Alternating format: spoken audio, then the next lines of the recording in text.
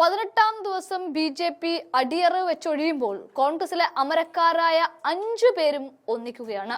ഈ ഒന്നിക്കൽ ഷാഫി പറമ്പിൽ പറഞ്ഞതുപോലെ സുനിശ്ചിതമായ വിജയത്തിന് വേണ്ടിയിട്ടാണ്. 3 വർക്കിംഗ് പ്രസിഡന്റുമാരും UDF കൺവീനറും പുതിയ അധ്യക്ഷനുമടക്കം KPCC വലിയ അഴിച്ചുപണി നടത്തിയിട്ട് 18 ദിവസം പൂർത്തിയാകുമ്പോൾ തെരഞ്ഞെടുപ്പ് കമ്മീഷന്റെ പ്രഖ്യാപനം ഇവരെ ഓരോരുത്തരുടെയും കഴിവ് തെളിയിക്കാനുള്ള ഒരു അവസരമാണ്. ഇവിടെ എപ്പോഴാണ് സ്ഥാനാർത്ഥിയെ പ്രഖ്യാപിക്കുക എന്ന ചോദ്യത്തിന് സണ്ണി ജോസഫ് കൃത്യമായ മറുപടി പറയുന്നുണ്ട്. ആ വീഡിയോ ഒന്ന് കാണാം. ഇന്നിലേറെ പേരുകൾ ചർച്ച ചെയ്തുകൊണ്ടിരിക്കുക. രാവിലെ അല്ല, ഇന്ന് തന്നെ ഉണ്ടാകാനാണ് സാധ്യത. ഒന്നാമതായിട്ട് പ്രളയക്കെടുതിയിൽ ദുരിതങ്ങൾ അനുഭവിക്കുന്ന ജനങ്ങൾക്ക് ആശ്വാസം എത്തിക്കുന്നതിന് കേരളത്തിലെ കോൺഗ്രസിന്റെ മുഴുവൻ ഘടകങ്ങളോടും പ്രത്യേകമായിട്ട് നിർദ്ദേശം നൽകുകയാണ്. എല്ലാവരും ജനങ്ങളുടെ ദുരിതത്തിൽ സഹായം എത്തിക്കാനും രക്ഷാപ്രവർത്തനങ്ങളിലും മുൻകൈയെടുത്ത് മുന്നോട്ട് വരണമെന്ന് എല്ലാവർക്കും നിർദ്ദേശം നൽകുകയാണ് KPCC. രണ്ടാമത്, ഛത്തീസ്ഗഡിൽ മലയാളി വൈദികനും കുടുംബത്തിനും നേരെ ഉണ്ടായിട്ടുള്ള അക്രമം പോലീസിന്റെ സാന്നിധ്യത്തിലാണ്.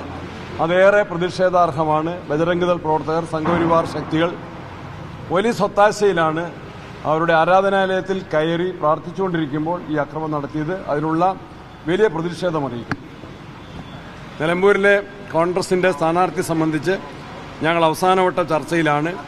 AICCക്ക് ഇന്ന് തന്നെ KPCCയുടെ പേര് നൽകിക്കൊണ്ടുള്ള നിർദ്ദേശം നൽകും. അതിനുള്ള ചർച്ചകൾ തുടരുകയാണ്. ഇന്നിലേറെ പേരുകൾ ചർച്ച ചെയ്തുകൊണ്ടിരിക്കുക.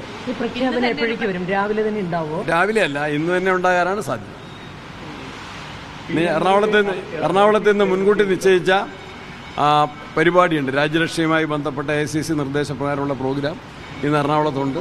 ആ പരിപാടിയുമായിട്ട് ബന്ധപ്പെട്ട് ഞങ്ങൾ എല്ലാവരുടെയും ഉണ്ട്. അതുകൊണ്ട് ആവശ്യമായിട്ടുള്ള ആലോചനകൾ നടത്തിക്കൊണ്ടിരിക്കും. തെരഞ്ഞെടുപ്പിലുണ്ടാവും. PV അൻവറിന്റെ സ്വാധീനം തെരഞ്ഞെടുപ്പ് ഫലത്തിലുണ്ടാവും. UDFന് അനുകൂലമായിട്ട്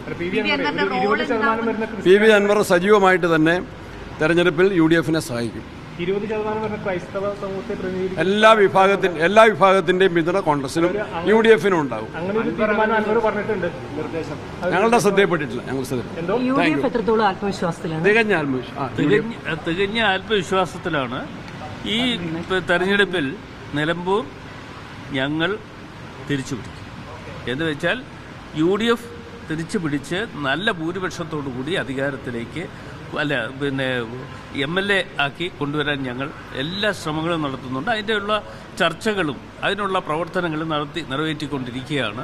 അത് ഇപ്പോൾ പ്രസിഡന്റ് സൂചിപ്പിച്ചതുപോലെ ഇന്ന് വൈകുന്നേരത്തോട് ഒക്കെ കാര്യങ്ങൾ തീരുമാനമാകും എന്നുള്ളതാണ് ഞങ്ങൾ ചിന്തിക്കുന്നത്. പക്ഷേ ഈ സമയം കിടക്കുകയല്ലേ.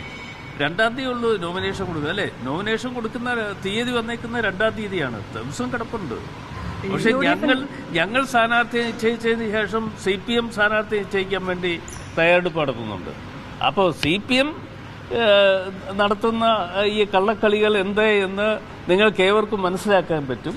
അവർക്ക് സ്ഥാനാർത്ഥിയെ നിശ്ചയിക്കാനുള്ള ഭയപ്പാട് ഇപ്പോൾ നിലനിൽക്കുന്നു എന്നുള്ളത് ഒരു സത്യാവസ്ഥയാണ്. അതാണ് ഇപ്പോൾ UDF സ്ഥാനാർത്ഥിയെ നിശ്ചയിക്കട്ടെ, അതിനുശേഷം ഞങ്ങൾ ആലോചിക്കാൻ, ഞങ്ങൾ ചിന്തിക്കാം എന്നൊക്കെ പറഞ്ഞ് രക്ഷപ്പെട്ടു പോകുന്നു.